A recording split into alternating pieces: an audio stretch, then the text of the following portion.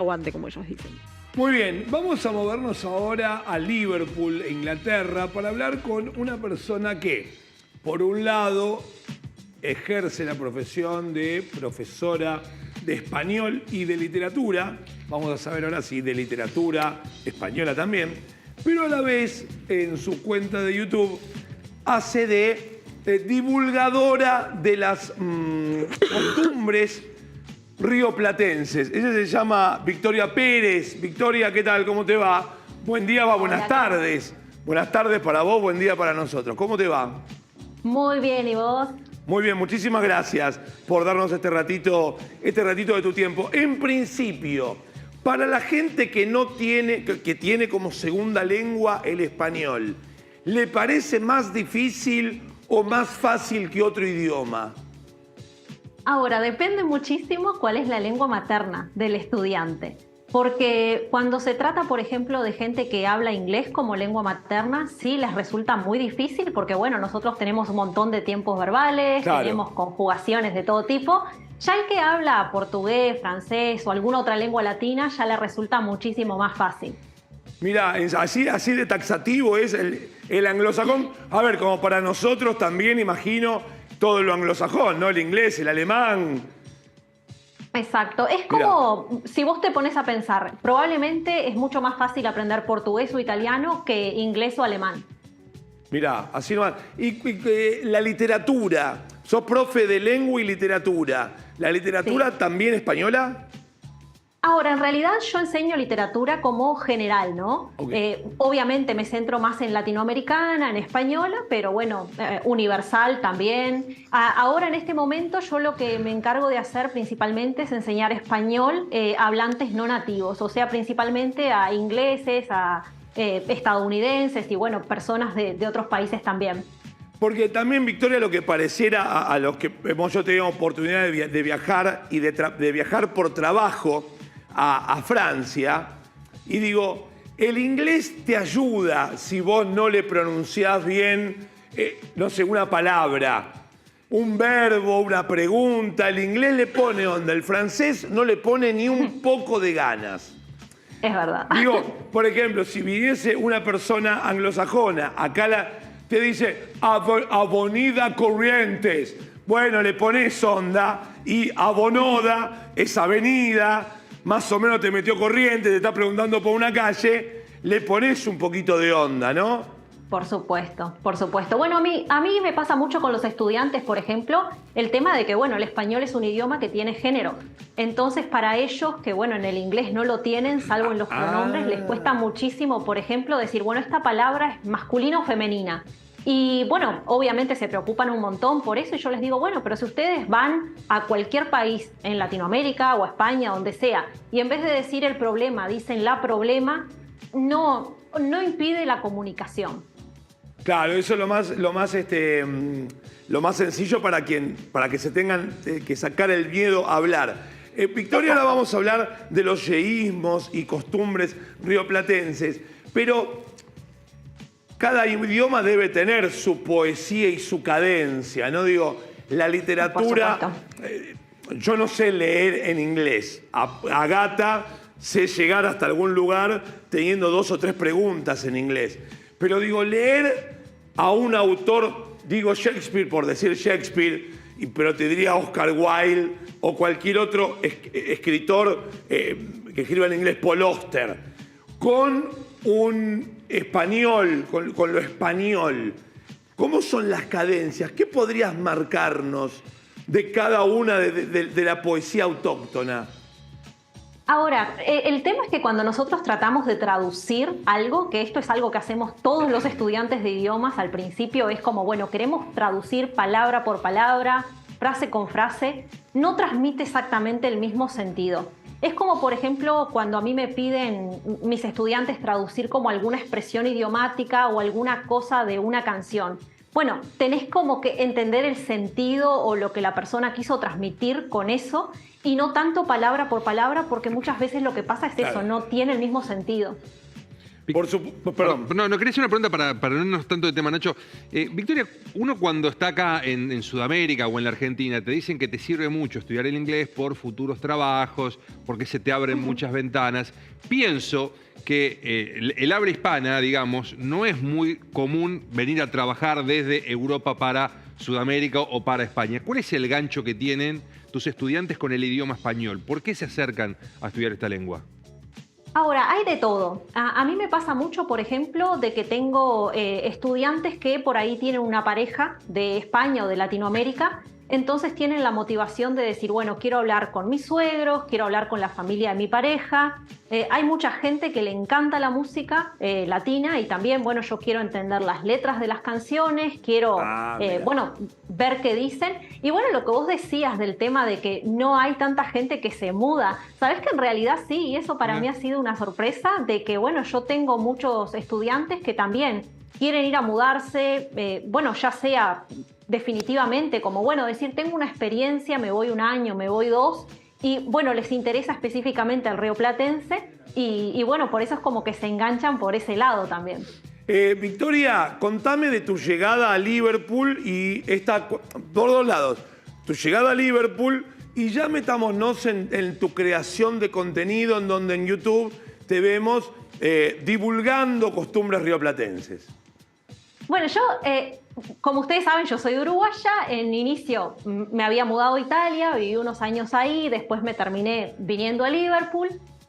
Antes de la pandemia yo estaba trabajando en una escuela, bueno, tenía mis clases como privadas, particulares, tenía mis grupos también como con mucha gente y llegó la pandemia. Entonces, bueno, un día la directora nos dijo, chicos, nos van a cerrar la escuela.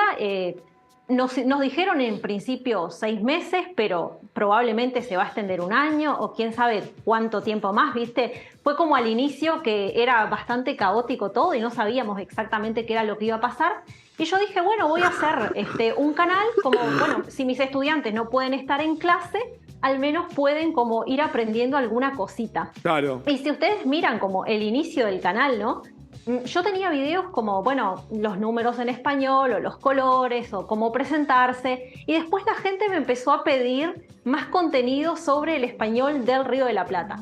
Y ahí fue como que el canal empezó a tomar un giro más ya hacia el español nuestro y bueno, también hay videos sobre el mate y la cultura. Bueno, el último video que subí también, que habla sobre un diccionario de uruguayismos para porteños. Entonces hay como palabras que nosotros decimos diferente a ustedes. Y sí, más o menos fue eso, en inicio. Era un canal como para ayudar a mis estudiantes, después terminó siendo como, bueno, vamos a difundir un poco el español y la cultura rioplatense. ¿Cómo nos cae la diferenciación de la Y con la doble L, mal llamada Elie? Porque tengo entendido que hoy en el abecedario la Elie no se nombra más. No, la doble L o Elie, como decías vos, es un dígrafo. Eso significa que, bueno, es una letra que está repetida y no vamos a poner como en el abecedario todas las letras que se repiten. Ahora, básicamente el yeísmo es precisamente esa no diferenciación entre los sonidos de la Y o Y y de la doble L.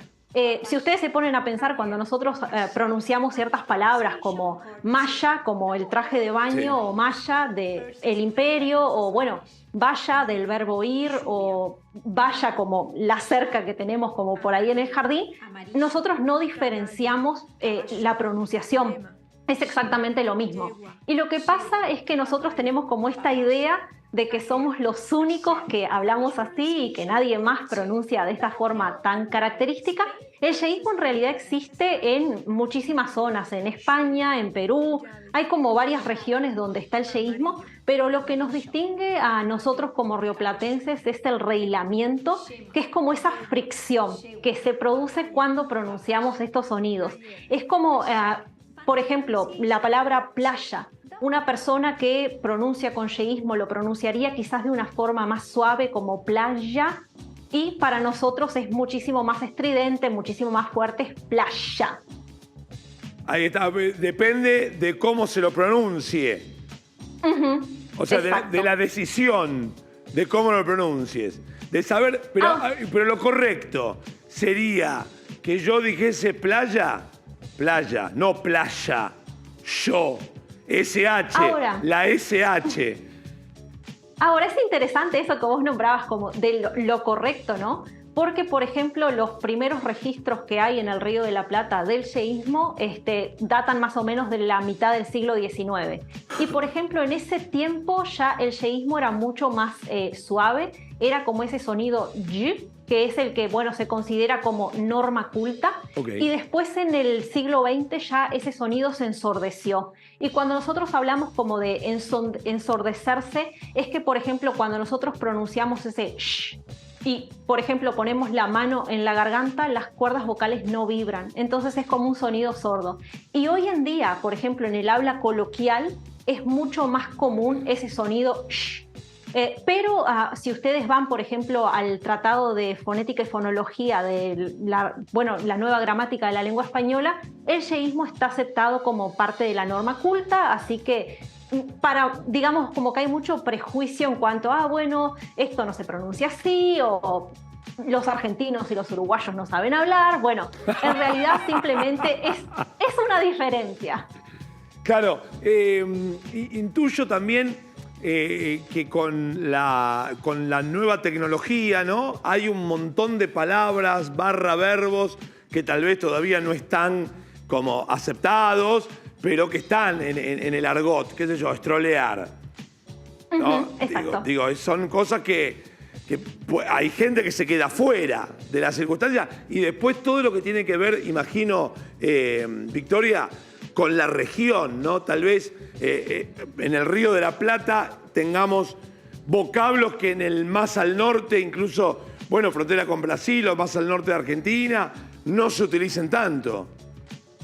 Por supuesto. Es que algo que tenemos que considerar es que las lenguas están vivas y que están cambiando constantemente. Por ejemplo, las palabras que yo utilizaba cuando era adolescente no son las mismas palabras que usan los adolescentes hoy en día. También, como decías antes, la televisión, la tecnología. Hace quizás 50 años nadie hablaba, por ejemplo, de inteligencia artificial. Claro. Ahora todos estamos hablando de ese tema. Es como que el idioma se va adaptando a los tiempos que corren, ¿no? Victoria, ¿qué edad tiene una palabra? Y déjame preguntarte desde este punto de vista. Porque hay vocablos que, dice, están en desuso, ¿no? Que como existen y son palabras en desuso. Ahora me viene a la mente por un evento familiar la palabra rufián. Bueno, ya casi no se utiliza rufián en la acepción que tenía. Nadie dice, este es un rufián. Por más que lo sea. Claro, si yo utilizase esa palabra en una reunión, todos me van a decir, ¿de qué siglo saliste? Digo, ¿tiene edad una palabra, una vida útil? ¿Por qué se dejan en desuso algunas palabras? ¿Nos podés explicar? ¿Existe una explicación? En una de esas no existe. Bueno, en realidad yo creo, si vos te pones a pensar, los diccionarios, por ejemplo, son simplemente recopilaciones de palabras que se usan en la vida cotidiana. Muchas veces hay como ciertas palabras que la gente las usa, que las buscamos en el diccionario y no están, y después en un momento la Real Academia Española dice, bueno, vamos a incorporar esta palabra en el diccionario, entonces ya es como palabra sagrada, ya está en el diccionario.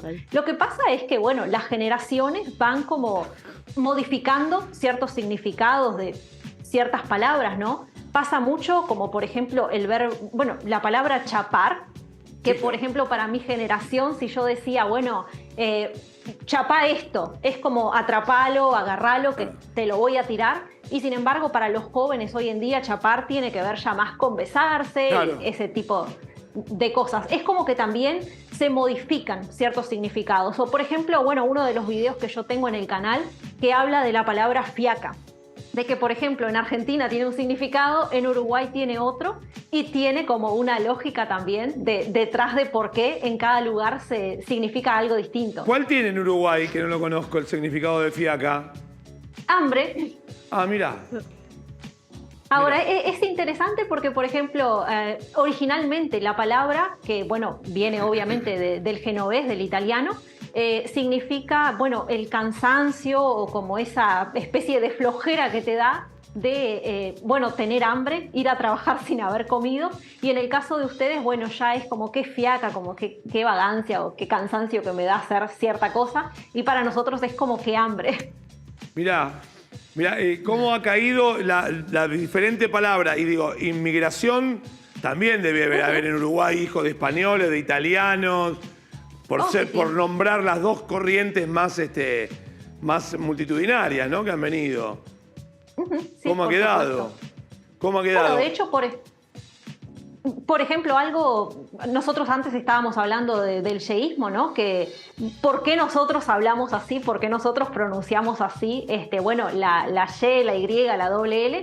Y bueno, una de las teorías como más aceptadas, digamos, por los lingüistas tiene precisamente que ver con eso de, bueno, el contacto de, bueno, el español con el portugués, el español con el italiano, el gallego, el francés, todo en relación con eso de las oleadas migratorias, ¿no? ¿Qué tan cierto, y acá te libero, Victoria, qué tan ciertos son esas situaciones en donde los apellidos quedan escritos en virtud de quien recibió al inmigrante? ¿No? De decir, bueno, mira, me llamo Stillman, y el que escribió lo escribe con 2 L's, con 2 M's, con una... ¿Qué tan cierto es eso de raíces de apellido que han cambiado porque dependía de quien lo escribiera? Bueno, yo, por decirte algo, tengo personas en mi familia que dentro de la misma familia vos mirás el documento de identidad y el apellido está escrito de formas diferentes. O sea que sí, es muy real, ¿no? Porque en ese tiempo los inmigrantes llegaban, se bajaban de un barco y bueno, decían su nombre, su apellido y el que escuchaba lo anotaba un poco ahí, digamos al tanteo lo que escuchaba, ¿no? Mira, bueno, Victoria, te agradecemos enormemente tu tiempo. ¿Cómo está Liverpool hoy? Ahora, hoy está hermoso, tenemos 23 grados, un día de sol. Bueno, el sol acá es como una cosa que hay que apreciarla cuando la tenemos, es bueno, hay que salir y disfrutar, pero hoy sí, hoy tenemos un día muy, muy lindo. ¿Tu corazón late por el Liverpool o por el Everton? No, por el Liverpool, el Liverpool. Ahí estamos. Bueno, va a ir Alexis McAllister dentro de poquito. Y felicitémosla por el Mundial Sub-20. ¡Ah, campeones sub-20! Bueno, muchas gracias. Muy, muy emocionante el partido de ayer. ¿Te tomaste el tiempo de verlo? Sí, claro. Para mí era las 10 de la noche. Además, claro, no era tan tarde. No era tan tarde. Además, tipo, yo me tomo el trabajo, o mejor dicho, mi marido se toma el trabajo, no yo, de sincronizar el partido con el relato de bueno, los chicos. De los relatores uruguayos. Mira, justo ahí. ¿La perdimos? ¿A Victoria? Bueno, le agradecemos.